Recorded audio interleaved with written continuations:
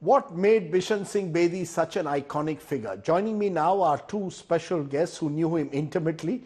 Ramachandra Guha, historian, writer, public intellectual and cricket addict, and Suresh Menon, author of a fine book, Bishan Portrait of a Cricketer.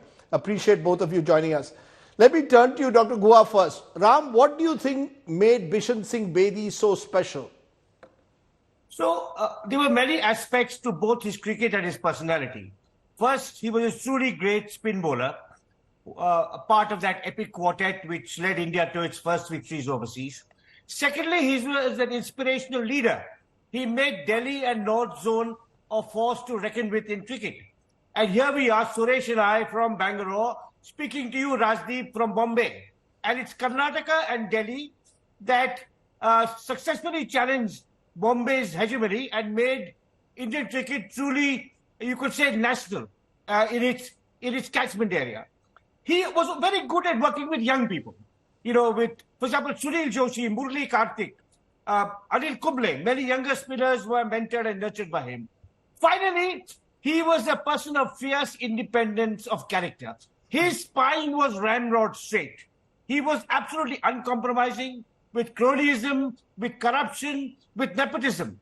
So, as he was one of India's greatest ever cricketers, but above all, I think he was an extraordinarily fine, courageous, and principled human being.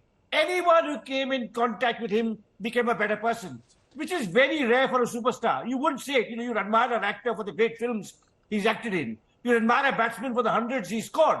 But normally famous celebrities can be mean, vicious, spiteful, petty. Bishan was none of the above, and he was a truly great cricketer too. You know, in a way, Suresh Menon, taking off from what Ram Guha said, Bishan Singh Bedi's impact was not just on what he did on the field, but also what he did off it.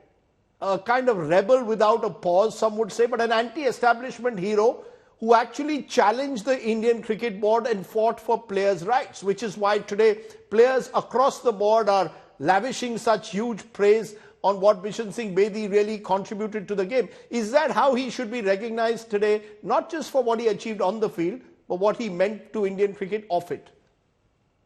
I think so. I think he was not just a rebel without a cause, which makes it sound a bit... No, rebel. I said rebel without a pause. I'm sorry, I didn't hear that correct. Yes, he was a rebel without a pause. And I think what he did for Indian cricket and the strength he gave Indian cricket, the strength he gave the individual cricketer is very important. I'll tell you an interesting story by Madan Lal, told me many years ago. Madan says that he was such a heroic figure. He was such a great skipper that it wasn't just the bowling or the batting or the fielding that in which we were involved. If we went to a restaurant, we would wait and watch and see which fork Bishan took, or which knife, or which spoon, and we followed. So he was not only responsible for us as cricketers, he was also responsible for our growth as human beings, as civilized human beings. And this has been said only about one captain before, and that was Sir Frank Worrell of the West Indies. His bowlers would say something similar in the 60s when he was captain. You know, in a way, Ram Guha, because today's generation often forgets that there was an India before the Virat Kohli generation, before even the Sachin Tendulkar generation. 70s there was an asymmetry of power between cricketers and the board. And Bishan Bedi challenged in a way that dominance at huge personal cost. I mean, he took on the English cricket establishment on the Vaseline issue and was denied a testimonial, takes on the Indian Cricket Board and they don't give him, he was even denied a pension for a while. Do you believe that in a way is one of his lasting contributions, that if today Indian cricketers have more rights, it is because there were the torchbearers like Bishan Bedi? Without question. I think on the question of rights, being paid properly, being treated with respect, not being treated as servants of the board, all of that. But Bishan also had a life outside cricket. I've talked of his character. He's a person of great principle and integrity, but also of great compassion and humanity. Tiger Pataudi once said of Bishan that he's the only cricketer who spends more on himself than others spend on him. So he would take a friend out for dinner and the friend may be poorer than him or less famous, but no question. Also, he had interests outside cricket. He was He was interested in literature, in music, in culture. He had a wonderful sense of humor, compassion. His kindness towards the young. I mean, Rajdeep, you knew him. You were fortunate to know him from when you were a little boy because your father was his teammate. And Suresh and I got to know him. I got to know him as a teenager. Suresh was around the same time. So his compassion, his warmth, his friendship, his curiosity about other people, his lack of sexism, his lack of any sense of caste or religious or gender distinction. He was a truly, and he was a fabulous bowler. I mean, he was poetry. I mean, you tweeted, Rajdeep,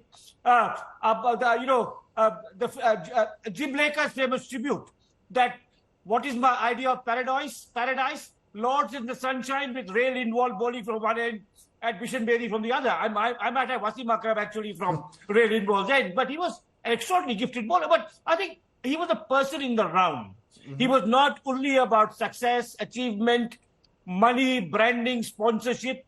So in that sense, he was a very distinctive human being. And I think that we should celebrate him for all of that. And I think so much of that is missing in the kind of boilerplate testimonials that you will find on Twitter from board officials, former cricketers. The human and moral lessons that Bishan embodied. For anyone who was fortunate to have known him or played under him, as Suresh says, with Madan Lal, or to have been a family friend like you, I mean, it was just quite extraordinary, the love and the compassion and the humanity that he exuded with him. Suresh, there are lots of stories about Bishan Bedi. The one that I recall is in an article that he wrote, and you may even have had it in your biography, about how during the 84 anti-Sikh riots, he was advised to leave the country, and because the person advising him was a senior official in the president's house, Gyani Zail Singh was then president, I.S. Bindra advised him, he said, no way, this is my country, I'm going to stay here. So in a way, there was this sort of, the moment you challenged him, he would strike back with equal ferocity. Do you believe in some way that also became a weakness, that he was never able to adjust in a way to the new age, to the age of the IPL, to the age of auctioning cricketers? He was very critical of that. Do you believe he couldn't adjust to the new world in a way? You speak of his obstinacy. Trevor Bailey, the English cricketer and writer, once wrote a sentence about him. He said he displayed a special brand of mystical obstinacy. And for a moment, I considered using that as the title of my book, A Mystical Obstinacy. But I think Bishan is a little more than his anecdotes. I think he's a little more than his obstinacy. In fact, I think what often went wrong was that he tended to package his good intentions in either poor timing or unfortunate language. But it came from a place of purity. It came from a place of care. And I think that is the important thing. You might not, I personally, for example, have not agreed with every single thing that Bishan has said or done. And we've been close friends for many years.